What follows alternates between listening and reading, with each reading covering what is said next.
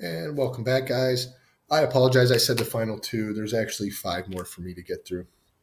So we're on number five, and that one is 4 times the quantity x minus 3 squared equals 9.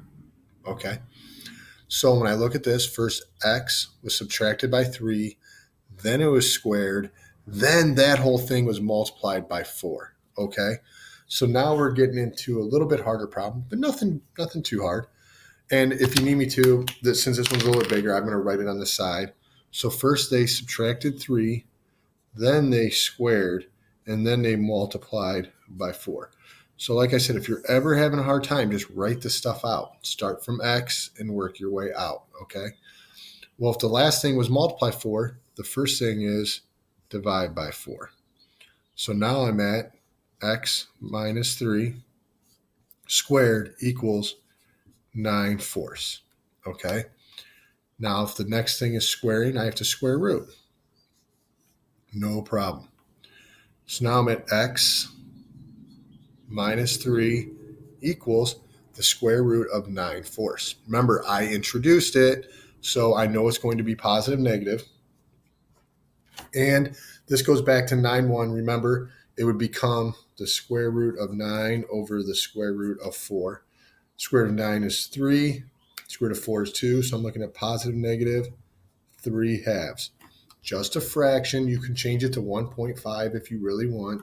I'm going to leave it at 3/2. Fractions don't scare me. I hope they don't scare you. Now my final step is to get rid of the negative 3. So I have to add 3 to both sides. So I'm at x equals, remember what I talked about last section. Put this one up front. Put this one up front. So it becomes 3 plus or minus 3/2. Okay. And you can use your calculator for this. That's fine. You'll end up with x equals, and I'll go to decimal to make it easier. So it would have been 3 plus 1.5, 3 minus 1.5. So your x can equal 4.5 or 1.5 because 3 plus 1.5 is 4.5. 3 minus 1.5 is 1.5. Okay. So these would have been your two solutions. Okay.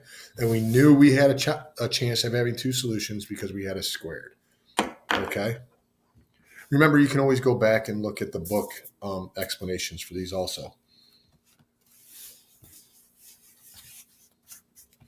So the final one of this section, 2x squared plus 1 squared equals 36.